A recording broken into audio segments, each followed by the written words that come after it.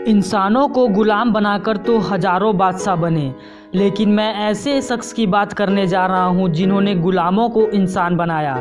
जी हां साथियों, मैं बात कर रहा हूं समानता के प्रतीक कहे जाने वाले महापुरुष भारत रत्न डॉक्टर बाबा साहब भीमराव अंबेडकर जी के बारे में, जिन्होंने इस देश का संविधान बनाया, गरीब महिलाओं और पिछड़ों को उनका हक दिलाया और समाज के उन सभी कुरीतियों को खत्म कर दिया जो इंसान के हित में नहीं थे। चलिए साथियों, आपका समय न खराब करते हुए बाबा साहब के विचारों को जान लेते हैं। जय भीम, जय भीम, जय भीम ही कहना।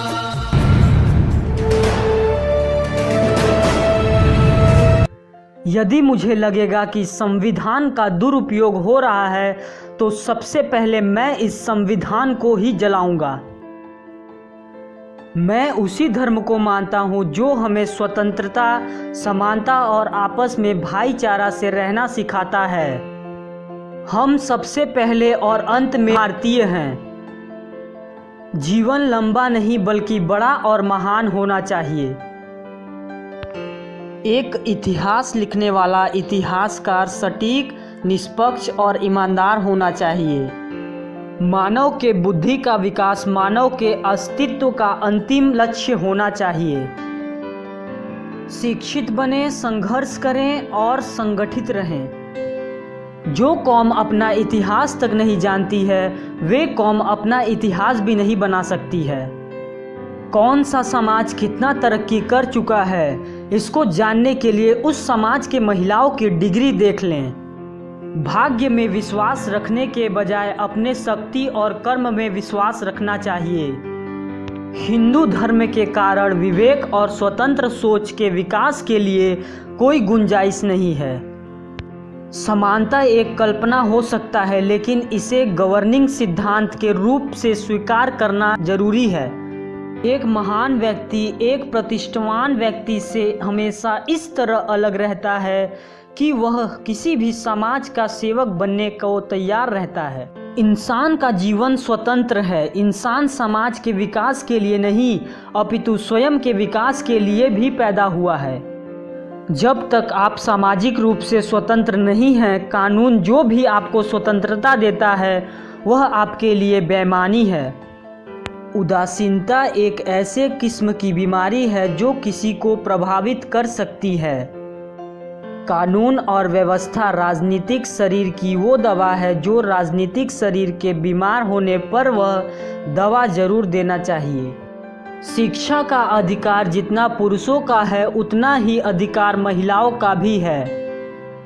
यह जरूरी नहीं है कि अत्यधिक धन वाला व्यक्ति अज्ञानी न हो और अत्यधिक निर्धन व्यक्ति उच्च श्रेणी का बुद्धि वाला न हो। अत्यधिक संपत्ति भी बुद्धि का कुशाग्रता को कुंठित करती है, तो यही निर्धनता में इसे ऊपर ले जाती है। इतिहास यही बताता है कि जहाँ नैतिकता और अर्थशास्त्र के बीच संघर्ष हो, वहाँ जीत हमेशा अर्थशास्त्र की होती है। निहित स्वार्थों को तब तक स्वेच्छा से नहीं छोड़ा गया है जब तक कि मजबूर करने के लिए पर्याप्त ताकत नहीं लगाया गया हो। खुद को दलित इसलिए मानते हो क्योंकि दूसरों को ऊंचा मानते हो। हम ऐसे संयुक्त एकीकृत आधुनिक भारत का निर्माण करना चाहते हैं तो सभी धर्मों के शास्त्रों की संप्रभुता का अंत होना चाहिए। संविधान मात्र वकीलों का दस्तावेज नहीं बल्कि हमारे जीवन का माध्यम है। किसी देश की सुरक्षित सेना किसी देश की सुरक्षित सीमा से कहीं बेहतर होती है। किसी का स्वाद बदला जा सकता है, लेकिन जहर को कभी भी अमृत में नहीं बदला जा सकता है। न्याय हमेशा समानता के विचार को पैदा करता है। इस देश में कितने महात्मा आए, फिर भी आज तक छूत अछूत बने हुए हैं। ज्ञान व्यक्ति के जीवन जीने का आधार है।